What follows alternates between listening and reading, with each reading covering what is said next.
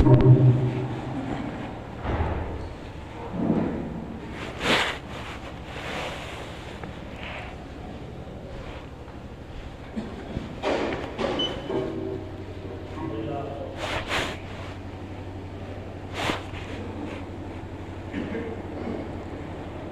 اللہ الرحمن الرحیم الحمد للہ رب العالمین والعاقبۃ للمتقین والصلاة والسلام علی سید الانبیاء والمرسلین محمد وعلی آلہ واصحابہ اجمعین اما بعد فاعوذ باللہ من الشیطان الرجیم بسم اللہ الرحمن الرحیم ان عدۃ الشہور عند اللہ 12 شہرا فی کتاب اللہ یوم خلق السماوات والارض منها 4 حرم ذلك الدین القیم وقال تبارک وتعالی یا ایہا الذین آمنوا ادخلوا فی السلم کافۃ ولا تتبعوا خطوات الشیطان وعن ابی ہریرہ رضی اللہ تعالی عنہ قال قال رسول اللہ صلی اللہ علیہ وسلم لا عدوى ولا صفر ولا ہام رواہ البخاری صدق اللہ العظیم وصدق رسولہ النبی الکریم ونحن على ذلك لمن الشاہدین والشاکرین والحمد للہ رب العالمین سبحانک لا علم لنا الا ما علمتنا انک انت العزیز الحکیم۔ محترم گرامی قدر بزرگوں، دوستوں، دینی اور اسلامی بھائیوں، اللہ تعالیٰ نے ہم مسلمانوں کو قرآن مقدس میں مخاطب بنایا اور یوں ہم سے کہا یا ایھا الذین آمنوا، اے ایمان والو، ادخلوا فی السلم کافۃ، دین میں پورے داخل ہو جاؤ، ولا تتبعوا خطوات الشیطان، اور شیطان کے نقش قدم کی پیروی نہ کرو، انہ لکم عدو مبین، شیطان تمہارا کھلا ہوا دشمن ہے۔ اسی کی تعلیم، اسی کی تکمیل اور اسی کی تبلیغ کے لیے نبی کریم صلی اللہ علیہ وسلم کی ذات بابرکت کو اس دنیا میں اللہ تعالیٰ نے بھیجا تاکہ آپ صلی اللہ علیہ وسلم مخلوق کو گمراہی سے نکال کر، ضلالت اور تاریکی سے نکال کر اسلام کی جانب، نور اور ہدایت کی جانب اور روشنی کی جانب اس امت کو پہنچائیں۔ نبی علیہ الصلاۃ والسلام کے بعد آپ کے جانشین کو اور آپ کے صحابہ کو اسی بات کی تعلیم رہی، گویا کہ نبی علیہ الصلاۃ والسلام جس بات کے مکلف بنائے گئے تھے اسی کام کے اور اسی بات کے آپ کے جانشین اور آپ کے صحابہ کو مکلف بنایا گیا۔ یا ایھا الرسول بلغ ما انزل الیک من ربک وان لم تفعل فما بلغت رسالتہ، اے پیغمبر، جو وحی کے ذریعے علم ہم نے آپ کو دیا، جو تعلیم آپ تک پہنچائی، بلغ ما انزل الیک من ربک، یہ تعلیم جو آپ کو آپ کے رب کی جانب سے پہنچی ہے لوگوں کو پہنچائیے۔ وَإِن لَّمْ تَفْعَلْ فَمَا بَلَّغْتَ رِسَالَتَهُ، اور اگر آپ نے اس فریضے کو انجام نہیں دیا تو آپ نے اپنے منصب کو نہ پہچانا، آپ نے اپنی ذمہ داری کو ادا ہی نہیں کیا۔ وَإِن لَّمْ تَفْعَلْ فَمَا بَلَّغْتَ رِسَالَتَهُ۔ اللہ تبارک و تعالی نے دنیا کا نظام کچھ ایسا بنایا کہ لیل و نہار، شب و روز گزر رہے ہیں، ہفتے گزرتے، مہینے گزرتے، سال گزرتا اور زندگیاں تمام ہو جاتی ہیں، اور اس دنیا ان ایام کو کبھی تو دنوں میں تقسیم کیا، کبھی ہفتوں میں تقسیم کیا، کہیں مہینوں میں تقسیم کیا۔ تو سال کے اللہ تبارک و تعالیٰ نے 12 مہینے بنائے۔ قرآن مقدس جس کی شہادت دیتا ہے، ان عدۃ الشہور عند اللہ 12 شہرا، اللہ تعالیٰ کے یہاں مہینوں کی تعداد 12 ہے، اور ان 12 مہینوں میں سے 4 مہینے اشہر حرم ہیں۔ زمانہ جاہلیت میں بھی ان 4 مہینوں کو اشہر حرم کہا جاتا تھا، یعنی ان 4 مہینوں میں جنگ و جدال، قتل و قتال سب سارا حرام سمجھ رکھا تھا۔ اور ان میں سے ایک مہینہ تو رجب کا مہینہ ہے، بقیہ 3 مہینے تسلسل کے ساتھ میں آتے ہیں، ذی قعدہ، ذی الحجہ اور محرم الحرام کا مہینہ۔ جیسے ہی محرم الحرام کا مہینہ پورا ہوتا، اس وقت چونکہ 3 مہینوں سے اپنے گھروں کے اندر تھے اور اپنا جنگ و جدال کیا کرتے تھے، بلکہ اپنے گھروں میں سمٹے رہا کرتے تھے، تو سفر کا مہینہ جیسے ہی شروع ہوا کرتا تھا، قتل و قتال اور غارت گری کے لیے نکل جایا کرتے تھے۔ اسی لیے محرم الحرام کے بعد جس مہینے کا آغاز ہوتا ہے، اس مہینے کو سفر کا مہینہ کہا جاتا ہے، اور سفر کے معنی ہی ہے خالی ہونا، چونکہ ان دنوں میں کفار مکہ کے مکانات خالی ہوا کرتے تھے۔ اور بھی اس کے علاوہ سفر کو سفر کہنے کی مختلف وجوہات علماء نے بیان فرمائی۔ خیر، سفر المظفر، یہ لفظ مظفر کا اضافہ بعد میں ہوا۔ سفر کا مہینہ زمانہ جاہلیت میں آپ علیہ الصلاۃ والسلام کے اس دنیا میں تشریف لانے سے پہلے بڑا منحوس مہینہ سمجھا جاتا تھا، اور اس مہینے کے متعلق طرح طرح کے خیالات، طرح طرح کے اوہام اور طرح طرح کی باطل پرستیاں لوگوں میں رائج تھیں، عام تھیں، لوگ ان کی اتباع کرتے تھے۔ لیکن نبی علیہ الصلاۃ والسلام کی ذات بابرکت جب اس دنیا میں تشریف لائی تو آپ علیہ الصلاۃ والسلام نے ارشاد فرمایا، لا عدوى ولا سفر ولا طیرہ، اور ایک روایت میں بیان فرمایا، لا عدوى ولا طیرہ ولا حام، او کما قال علیہ النبی صلی اللہ علیہ وسلم۔ سفر کے مہینے کے متعلق پیارے حبیب صلی اللہ علیہ وسلم نے تعلیم دی اپنی امت کو کہ تمہارے جس طرح عقائد بنے ہوئے ہیں سفر کے مہینے کے متعلق، یہ منحوس مہینہ ہے، اس میں اللہ تعالیٰ کی جانب سے نحوست نازل ہوتی ہے، جناتوں کا آسمانوں سے نزول ہوتا ہے، یہ سب تمہاری اوہام پرستی ہے، باطل خیالات ہیں، اسلام میں اس کی کسی طرح سے کوئی گنجائش نہیں ہے۔ پھر آپ علیہ الصلاۃ والسلام کے دنیا سے پردہ فرما جانے کے بعد جیسے جیسے ہم لوگ نبوت کے زمانے سے دور ہوتے گئے اور ہمارا اٹھنا بیٹھنا میل جول اور ہماری نشست و برخاست کفار کے ساتھ ہونے لگی، واپس وہی سارے اعمال اور وہی سارے کام جن سے نبی علیہ الصلاۃ والسلام نے اپنی امت کو روکا تھا، آہستہ آہستہ واپس ہماری طرف سرایت کرنے لگے اور واپس ہماری طرف کھنچ کر چلے آنے لگے۔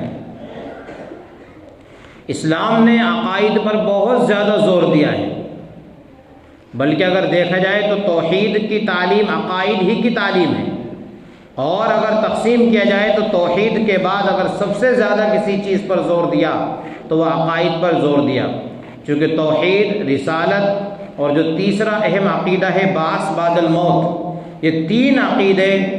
انسان کے لیے بنیادی عقائد میں سے ہیں۔ قرآن کریم کی 114 صورتوں میں سے تقریباً 87 صورت مکہ مکرمہ میں نازل ہوئی، بقیہ صورت مدینہ منورہ میں نازل ہوئی۔ جب مکی صورتوں کا مطالعہ کرتے ہیں، ان کے مضامین کو غور سے دیکھتے ہیں، تو بطور نتیجے کے یہی 3 باتیں ہاتھ میں آتی ہیں، یا تو توحید پر زور دیا، یا رسالت پر زور دیا، یا یہ کہ آخرت جس کو ہم کہتے ہیں بعث بعد الموت پر زور دیا۔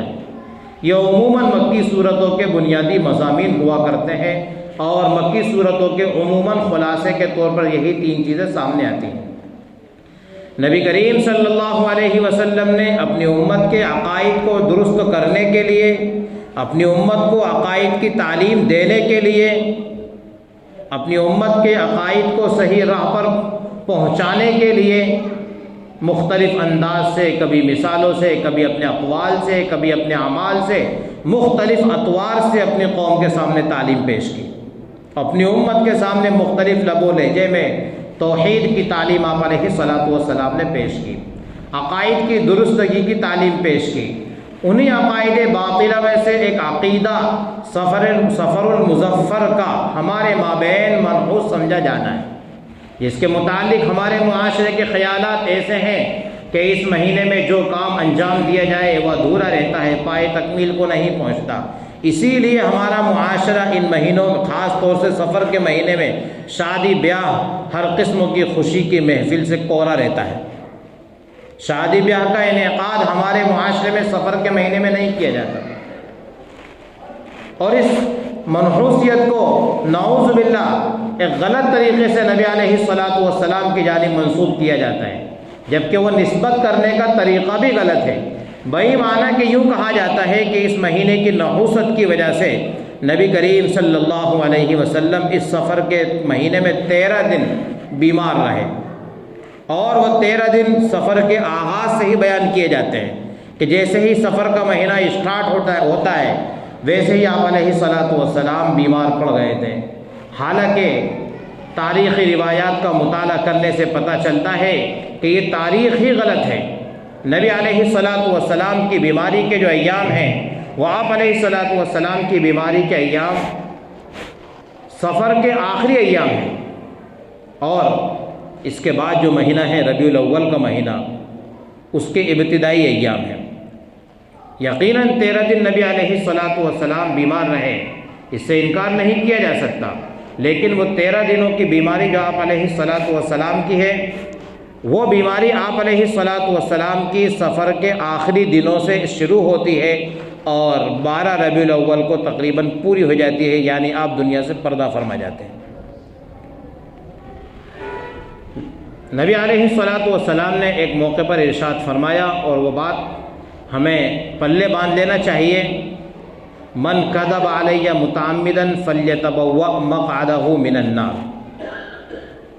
بہت عام فہم مفہوم ہے، اور ہمارے کانوں تک بارہا یہ مضمون پہنچ جاتا ہے، جو کوئی شخص میرے بارے میں جھوٹ بولے، میری جانب جھوٹ کو منسوب کرے، من کذب علی متعمدا، جان بوجھ کر جو شخص میری جانب جھوٹ کو منسوب کرے، فلیتبوأ مقعدہ من النار، وہ اپنا ٹھکانہ جہنم بنا لے۔ یہود نے نبی علیہ الصلاۃ والسلام کی جانب غلط باتیں منسوب کیں، اور آپ علیہ الصلاۃ والسلام کے مرض کو، جو ایک قسم کا رحمت ہوا کرتا ہے اللہ تعالیٰ کی جانب سے، اس مرض کو نعوذ باللہ نبی علیہ الصلاۃ والسلام کے لیے مصیبت قرار دے دیا، جبکہ مرض، بیماری، یہ بھی اللہ تعالیٰ کی رحمتوں میں سے ایک رحمت ہے، اور اس کا اندازہ اس سے لگا سکتے ہیں کہ اللہ تبارک و تعالیٰ اپنے لاڈلے اور اپنے پیغمبروں کو، جو اپنے محبوب ہوا کرتے ہیں، کوئی خلیل ہے، کوئی خلیل اللہ ہے، کوئی کلیم اللہ ہے، کوئی روح اللہ ہے، اور کوئی حبیب اللہ ہے، ایسے لاڈلے اور پیارے پیغمبروں کو اللہ تبارک و تعالیٰ نحوست میں کبھی بھی مبتلا نہیں کر سکتا۔ یہ ہمارا عقیدہ ہے۔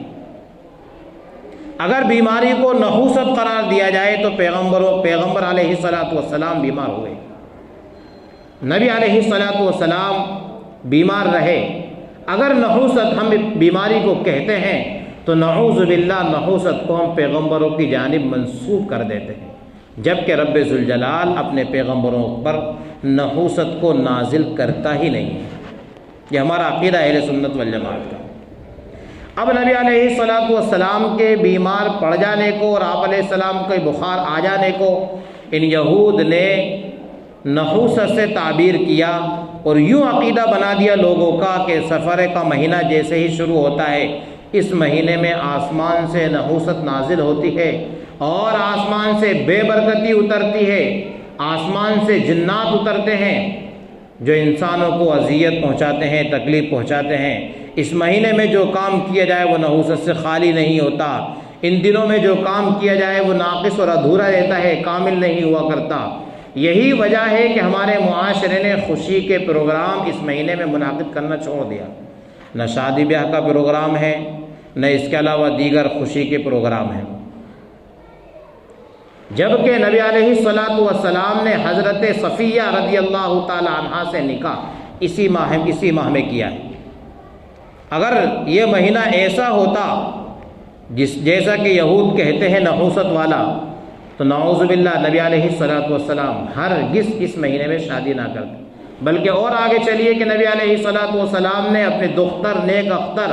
اور اپنی لاڈلی پیاری بیٹی حضرت فاطمہ رضی اللہ تعالی عنہ کا نکاح حضرت علی رضی اللہ تعالی عنہ سے اسی ماہ میں کیا ہے۔ سفر کے مہینے میں ہی حضرت علی کا حضرت فاطمہ کے ساتھ میں نکاح منعقد ہوا۔ اگر واقعتاً ایسا ہی ہوتا جیسا کہ ہمارے معاشرے میں یہ بات گھر کر گئی ہے، تو پھر نبی علیہ الصلاۃ والسلام ہرگز اپنی صاحبزادی کا نکاح اس ماہ میں نہ کرتے۔ اور جیسا لوگوں نے مشہور کر رکھا ہے کہ منحوس مہینہ ہے، تو اس مہینے میں اللہ تبارک و تعالیٰ اپنے محبوب بندوں کو اپنے پاس نہ بلاتا۔ حضرت طلحہ رضی اللہ تعالیٰ عنہ کی وفات اسی ماہ میں ہے، حضرت سعد بن ابی وقاص کی وفات بھی اسی مہینے میں ہے، قریب کے زمانے میں حضرت علامہ شبیر احمد عثمانی علیہ الرحمہ کی وفات اسی مہینے میں، حضرت شیخ ہند رحمۃ اللہ علیہ کی وفات اسی ماہ میں ہے، اور حضرت مجدد الفسانی رحمۃ اللہ علیہ کی وفات اسی ماہ میں ہے۔ اگر ایسا ہوتا تو اللہ تبارک و تعالیٰ ضرور اپنے ان لاڈلے اور ان محبوب بندوں کو کوئی اور موقع عنایت کرتا۔ اسلام کی سب سے پہلی جنگ اسی ماہ میں لڑی گئی،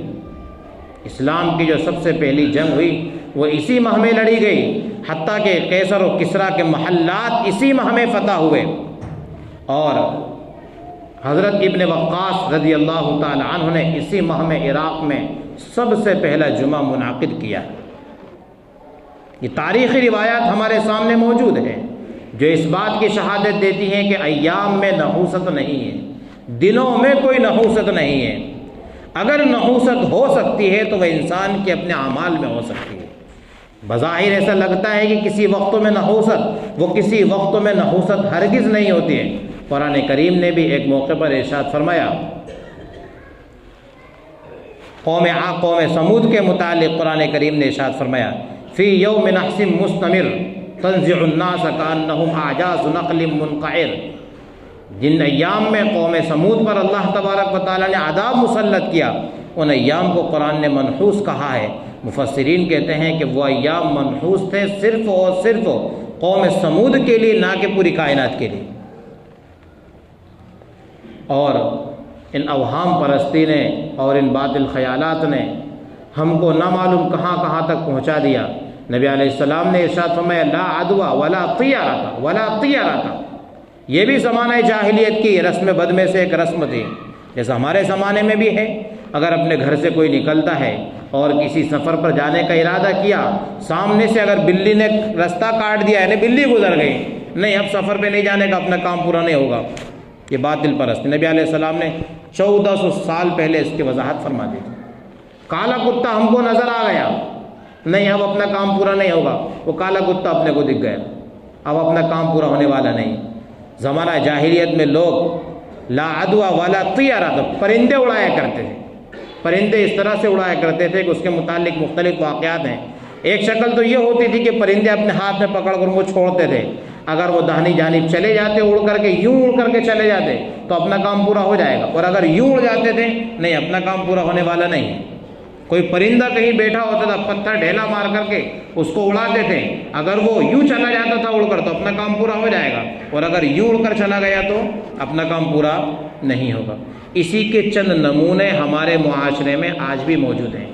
کسی کی بائیں آنکھ پھڑک رہی ہے، حرکت کر رہی ہے، اب مال ملنے والا ہے۔ آنکھ اور مال کا کیا تعلق ہے؟ بائیں ہاتھ میں کھجلی آ رہی ہے، نہیں اب مال ملنے والا ہے۔ گھر پر آ کر کوا اگر بول رہا ہے، ایسا لگ رہا ہے کوئی مہمان آئیں گے۔ اب ہچکی آ رہی ہے، نہیں ایسا لگ رہا ہے کہ مجھے کوئی یاد کر رہا ہے۔ کیوں؟ دنیا میں اتنے اہل تعلق ہوتے ہیں، ہر وقت تو کوئی نہ کوئی یاد کرتا ہی رہتا ہے، تو ہر وقت ہچکی کیوں نہیں آتی؟ یہ اوہام پرستی، یہ ہماری اوہام پرستی۔ الحمدللہ آہستہ آہستہ معاشرے سے ختم ہو رہی ہے اور پہلے کے مقابل میں بہت تھوڑی سی رہ گئی۔ لیکن میں ایک بات کہتا ہوں کہ پھوڑے پھنسی کا علاج بھی تو ضروری ہے۔ اگر ان کا علاج ہم نے نہ کیا تو بڑے بڑے زخم بن جائیں گے۔ علاج تو پھوڑے پھنسی کا بھی کیا جاتا ہے، ہلکی پھلکی کھانسی اٹھتی ہے تو علاج تو اس کا بھی کیا جاتا ہے، اگر اس کا علاج نہ کیا جائے تو آئندہ چل کے بڑا مرض بن جائے گا۔ گرچہ ہمارے معاشرے سے ان کا خاتمہ ہو رہا ہے، لیکن یہ اوہام پرستیاں ہمارے معاشرے میں آج بھی ہے۔ گھر کے اندر کوئی بہو آئی اور اس کے آنے کے چند دنوں بعد اگر گھر میں کسی کا انتقال ہو گیا، پوری نحوست اس بیچاری کے سر لگا دیتے ہیں۔ یہ منحوس آئی تو یہ نقصان ہوا، یہ منحوس آئی تو ہمارے دادا چلے گئے، یہ منحوس آئی تو ہمارے گھر کو آگ لگی۔ کیا اللہ تبارک و تعالیٰ کی علم تقدیر میں ہم دخیل ہیں؟ اللہ تعالیٰ کے علم تقدیر کو ہم جانتے ہیں؟ یہ تو تقدیر کے جاننے کا گویا ہم دعویٰ کر رہے ہیں کہ تیری وجہ سے ایسا ہوا۔ نامعلوم اللہ تبارک و تعالیٰ کی تقدیر میں کیا لکھا تھا، کیا اس کو فیصلہ منظور تھا اور تقدیر کا لکھا ہمارے حق میں پورا ہوا، لیکن ہم نے اس کو کہاں منسوخ کر دیا؟ تو ذرا غور کریں، اللہ تبارک و تعالیٰ کی تقدیر میں کہیں ہم نے دخل تو نہیں دے دیا؟ بظاہر چھوٹی چھوٹی چیزیں ہیں لیکن حقیقت ان کی بہت بڑی ہے، کیونکہ ان کا تعلق عقائد کے باب سے ہے، اور عقائد انسان کی اتنی بڑی پونجی ہے، اتنی بڑی پونجی ہے، ایک حد تک اگر غور کیا جائے تو اعمال سے بڑھ کر عقیدہ ہے۔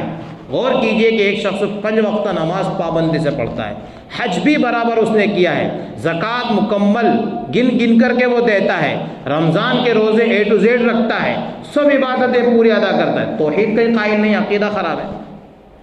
نبی علیہ الصلوۃ والسلام کو الوہیت تک پہنچایا ہوا ہے، رسالت کسی اور کی جانب منسوخ کرتا ہے، جیسا کہ ہمارے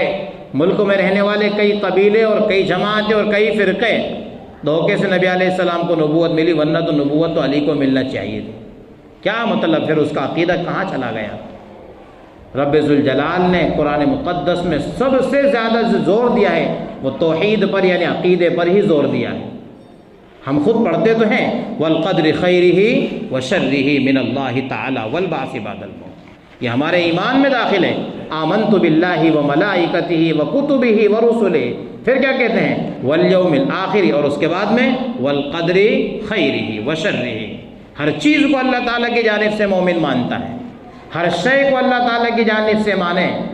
تو اس کا ایمان کامل و مکمل ہے۔ اسی کی دعوت قرآن مقدس ہم کو دیتا ہے، یا ایھا الذین آمنوا ادخلوا فی السلم کافہ ولا تتبعوا خطوات الشیطان، یہ شیطان ہی کے نقش قدم پر چلنا ہو رہا ہے کہ ہم ملکوں میں ایسے لوگوں کے ساتھ رہتے ہیں جن کے عقائد درست نہیں، جو ندی کو بھی اپنی ماں مانتے اور گائے کو بھی اپنی ماں مانتے اور نہ معلوم کیا کیا کر لیتے ہیں، انہی کے کچھ عقائد آہستہ آہستہ ہماری جانب بھی چلے آ رہے ہیں۔ بلکہ اہل علم نے یہاں تک لکھا ہے وہ عقائد جو گرچہ ہمارے نہیں ہیں لیکن ہمارے معاشرے میں پنپ رہے ہیں، یا ہمارے معاشرے میں کہیں نہ کہیں ان کا متعلق کچھ سمجھا جاتا ہے، سوچا جاتا ہے، جیسے یہی عقیدہ کہ ماہ سفر کے اندر شادی بیاہ نہ کرنا۔ علماء نے لکھا ہے کہ اگر ایسے موقع پر کوئی شخص اپنے یہاں شادی بیاہ کی مجلس اسی مہینے میں رکھتا ہے، اس ثواب سے محروم نہیں رہے گا، کیونکہ اس نے عملاً ایک تو یہ کہ زبان سے کہہ دینا کہ اس کو نہ کرو اور اس کو کرو، زبان سے کہہ دینا کہ میں یہ کرتا ہوں یہ نہیں کرتا ہوں، عمل سے بھی ثابت کر دینا کہ ہم اس کے متعلق کوئی عقیدہ نہیں رکھتے ہیں، ہمارا عقیدہ صاف ستھرا ہے، ہم اس مہینے میں شادی بیاہ کے جواز کے قائل ہیں۔ کچھ تو وجہ ہوگی کہ نبی علیہ حضرت موسیٰ علیہ السلام کے زمانے میں ایک شخص کی قتل کا واقعہ پیش آ گیا۔ حضرت موسیٰ علیہ السلام کے پاس تشریف لائے، کہنے لگے حضرت موسیٰ علیہ السلام سے ذرا کچھ تو بتاؤ کیا حل ہے اس کا حل ہے کیا؟ ہم اس مقتول کے قاتل کا پتہ کیسے لگائیں؟ کون مرڈر کرنے والا ہے؟ ذرا اس کا پتہ لگانے کے لیے کچھ بتاؤ۔ حضرت موسیٰ علیہ السلام نے کہا میں رب ذوالجلال سے پوچھ کے بتاتا ہوں۔ چنانچہ وحی الہی نازل ہوئی اور اللہ تبارک و تعالیٰ کی جانب سے آرڈر آیا حضرت موسیٰ علیہ السلام کو، ان لوگوں سے کہو کہ گائے کو ذبح کریں اور اس کا ایک لوتھڑا اور ٹکڑا اٹھا کر کے اس مقتول کے بدن پر مار دیں۔ قرآن کریم کے پہلے پارے کے اندر، جس کو ہم سورہ بقرہ کہتے ہیں، اس سورت شریفہ کا نام بقرہ ہی اسی عنوان کی وجہ سے رکھا گیا ہے کہ اس میں مسلسل ایک لمبا سا رکوع ہے، لمبا سا رکوع ہے جس رکوع کے اندر گائے کا ہی مکمل تذکرہ ہے جو بنی اسرائیل کے ساتھ میں ہوا۔ اللہ تعالیٰ نے کہا کہ ان کو کہو کہ ذبح کریں اپنے ہاتھ سے، اور اس کا ٹکڑا اٹھا کر کے اس مقتول یعنی جو مر چکا ہے اس کے جسم پر مارے، وہ خود گواہی دے دے گا اور خود بول پڑے گا کہ مجھے قتل کس نے کیا ہے۔ یہاں حکمت علماء نے بیان فرمائی ہے، ان لوگوں میں چونکہ بنی اسرائیل میں اور اس سے پہلے بھی گائے کی پرستش ہوا کرتی تھی، جیسا کہ سامری کا واقعہ اس کے فوراً بعد ہی موجود ہے۔ چنانچہ اللہ تبارک و تعالیٰ نے عملی طور پر ان کے ہاتھ سے خود ان کے مقدس جانور کو ذبح کروانا چاہا۔ تم خود اپنے ہاتھ سے گلے پر چھری چلاؤ، ورنہ یہ بھی تو آ سکتا تھا کہ مرغی ذبح کر دو، نہ بکری ذبح کر دو، نہ اونٹ ذبح کر دو، کچھ اور بھی تو ہو سکتا تھا۔ ان البقرہ تشابہ علینا، اخیر میں وہ کہنے لگے اب تو بتاؤ گائے ہم پر مشتبہ ہو گئی، کیسی گائے؟ وہ ایک لمبا سا واقعہ ہے، بہت چونچرا اس کے متعلق ہوئی۔ خلاصہ اس واقعے سے ہم کو یہ حاصل ہوتا ہے عملی طور پر بھی اللہ تبارک و تعالیٰ نے باطل عقائد کی تردید کی ہمیں تعلیم دی ہے۔ عملی طور پر بھی ہم ان باطل عقائد کی تردید کریں۔ اس ماہ کے آخری بدھ جو آتا ہے، آخری بدھ میں پتہ نہیں الحمدللہ ہمارے یہاں تو خالی ہے اور یہاں گوگاوا میں مجھے نظر نہیں آتا ہے، لیکن یہ ایک چیز سننے میں آتی ہے اور کتابوں میں پڑھنے میں بھی آتی ہے۔ اس ماہ کا جو آخری بدھ آتا ہے اس بدھ میں لوگ شیرنی تقسیم کرتے ہیں، مٹھائیاں تقسیم کرتے ہیں،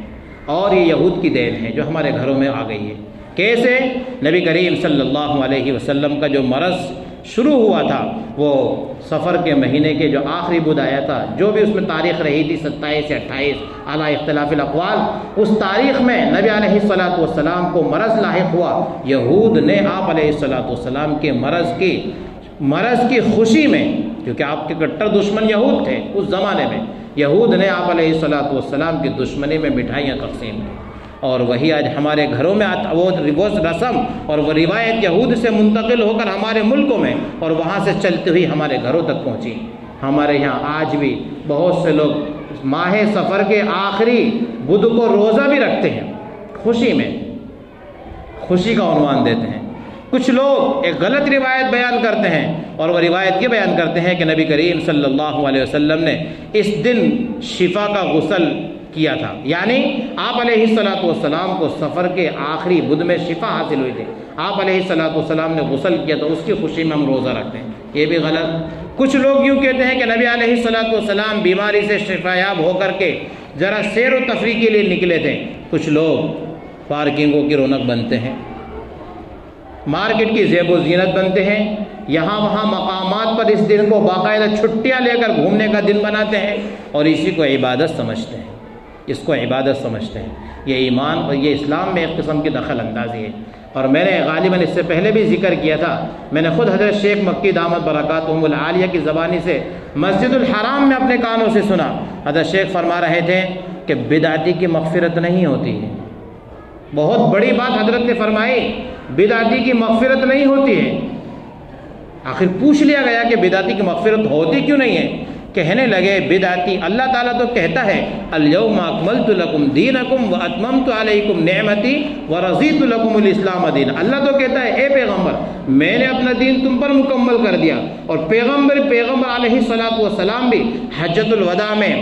تمام صحابہ کو میدان عرفات میں اپنے سامنے جمع کر کے کہتے ہیں اے میرے صحابہ بتاؤ میں نے پورا کا پورا دین تم کو پہنچایا کہ نہیں پہنچایا؟ بیک زبان سب نے اقرار کہا اور بالکل کہا یا رسول اللہ آپ نے ہو بہو پورا کا پورا دین ہم کو پہنچا دیا۔ اور یہ بدعتی دین میں نئی بات داخل کر کے یوں کہتا ہے کہ اللہ نے پورا دین نہیں دیا، نبی نے پورا دین نہیں دیا، نعوذ باللہ من ذالک۔ یہ اللہ تعالیٰ پر بھی اور نبی پر بھی تہمت لگاتا ہے، یہی تو نتیجہ نکلے گا، اور کیا کہیں گے؟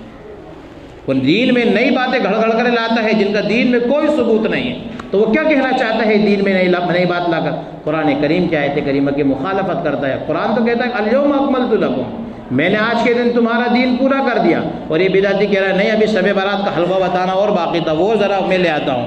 وہ کہتا ہے نہیں ذرا یہ حلوے پراٹھے باقی رہ گئے تھے میں اس کو لے کر کے آیا ہوں، دیکھو اس کا مطلب یہ نعوذ باللہ یہ اللہ تعالیٰ پر اور نبی کریم صلی اللہ علیہ وسلم پر تہمت باندھتا ہے۔ تو کیا اللہ تعالیٰ ایسے شخصوں کو معاف کرے گا جو اس کے حبیب پر تہمت باندھے بلکہ خود رب ذوالجلال پر تہمت باندھے؟ حضرت شیخ مکی فرماتے ہیں کہ ایسے شخص کی مغفرت کے امکان کم ہے۔ اللہ تعالیٰ کی صفت غفاریت موجود ہے، اس سے انکار نہیں کیا جا سکتا، غفور الرحیم ہے، وہ تو کافر کو بھی معاف کر دیتا ہے، لیکن وہ کہتے ہیں بظاہر اصول ایسے نظر آتے ہیں کہ اس بدعتی کی مغفرت ہوگی نہیں، جیسا شیخ کہتے ہیں، میں نہیں کہتا۔ بہرحال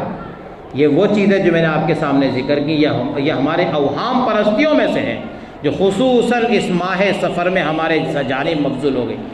اللہ رحم فرمائے ان لوگوں پر جنہوں نے سفر کے ساتھ میں لفظ مظفر لگا دیا، سفر المظفر، اور مظفر کے معنی ہی کامیابی کے ہیں، سفر المظفر۔ اسی بدعقیدگی کی تردید کے لیے اس مہینے کے ساتھ جو دوسرا نام ہمارے مہینے محرم کے ساتھ میں لفظ حرام لگا ہوا ہے، محرم الحرام، سفر المظفر، ربیع الاول، اسی طرح شعبان المعظم، رمضان المبارک، تو ایسے ہی سفر کے ساتھ میں جو نام ہے وہ ہے سفر المظفر۔ تو یہ سفر المظفر میں لفظ مظفر جو بڑھایا گیا ہے، یہ اسی اوہام پرستی کی تردید کے لیے اللہ کے کسی نیک بندے نے، اب اس کی تاریخ معلوم نہیں کس نے آخر بڑھایا، لیکن جس نے بھی اس کا اضافہ کیا، چاہے وہ صحابہ میں سے ہو یا یہ کہ اور پہلے کسی نے بڑھایا ہو، اس نے اسی جانب اشارہ کرنے کے لیے تم لوگ اس مہینے کو منحوس کہتے ہو، اور حقیقت تو ہے کہ یہ مہینہ کامیابیوں کا مہینہ ہے، کیونکہ اس مہینے میں خیبر کی فتح بھی اسی مہینے میں ہوئی، کسریٰ کے محلات بھی اسی مہینے میں فتح ہوئے ہیں، اور اسلام کی پہلی جنگ عظیم بھی اسی مہینے میں لڑی گئی ہے۔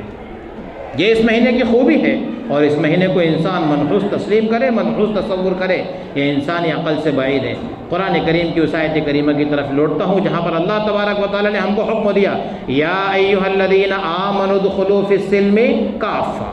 اے ایمان والو پورے اسلام میں داخل ہو جاؤ، اور اس میں سب سے پہلی چیز ہے عقائد کو درست کر لو۔ ولا تتبعوا خطوات الشیطان، شیطان تم کو طرح طرح کی راہیں سجائے گا، طرح طرح کے راستے بتائے گا، کبھی عبادت کے راستے سے گمراہ کرے گا، کبھی شرارت کے راستے سے گمراہ کرے گا، اور کبھی نہ معلوم کون کون سے راستے ہمارے سامنے لائے گا۔ قرآن نے تاکید سے کہا ولا تتبعوا خطوات الشیطان، اور نتیجہ بھی بتا دیا کہ اس کی پیروی اس لیے نہیں کرنا ہے کہ انہ لکم عدو مبین، وہ تمہارا کھلا ہوا دشمن ہے۔ دشمن کی اتباع کوئی بھی نہیں کرتا ہے۔ دشمن ہم کو کہے کہ یہ کام کر لو تو سوچتے پہلے 4 مرتبہ۔ دشمن کہہ رہا ہے، دشمن خیر کا کب سے بن گیا اپنا، وہ تو ہمیشہ اپنے کو نقصان میں ڈالنے والا ہے۔ قرآن کریم ہم کو شیطان کی خبر دے رہا ہے، انہ لکم عدو مبین، یہ تمہارا کھلا ہوا دشمن ہے۔ اس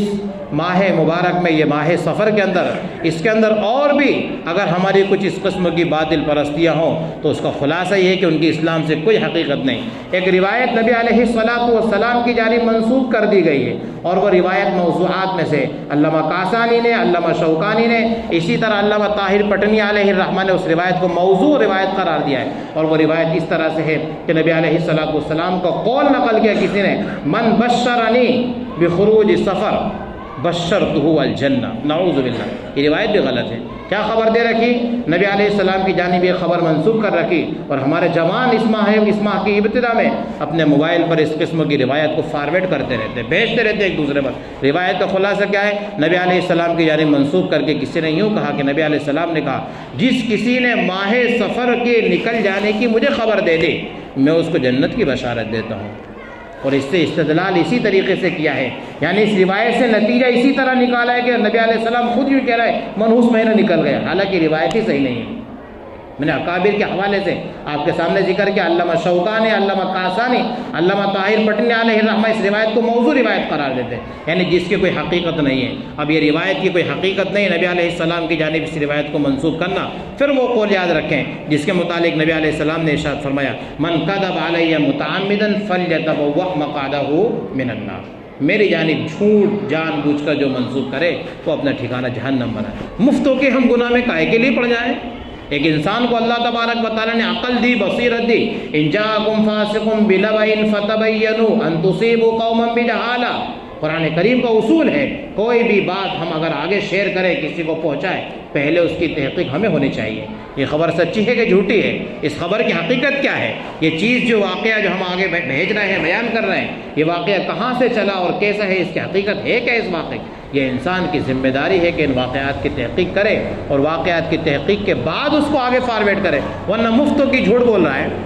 اس کو پتہ بھی نہیں چل رہا ہے کہ میں جھوٹ بول رہا ہوں، جھوٹ بولنے کا گناہ اپنے سر مول لے رہا ہے۔ بہرحال پوری بات کا خلاصہ یہ ہے کہ اس ماہ مبارک میں اگر بالفرض والمحال مجھے معلوم نہیں، اگر ہمارے معاشرے میں کوئی خرابی، کوئی اوہام پرستی ہوں، قولاً بھی عملاً بھی ان کی تردید کرنے کی ہم کوشش کریں، یہ اللہ تبارک و تعالیٰ کی جانب سے نبی علیہ السلام کا اس امت کو پیغام ہے اور قرآن کریم کی تعلیم ہے، جیسا کہ ابھی سورہ بقرہ کے حوالے سے آپ کے سامنے ذکر کیا، خود اللہ تبارک و تعالیٰ کی تعلیم ہے، عملاً بھی اس کی تردید کریں اور قولاً تو اس کی تردید کرنا ہی کرنا ہے۔ اللہ تبارک و تعالیٰ کہیں سنی باتوں پر عمل کی توفیق عطا فرمائے۔ وما توفیقی الا باللہ۔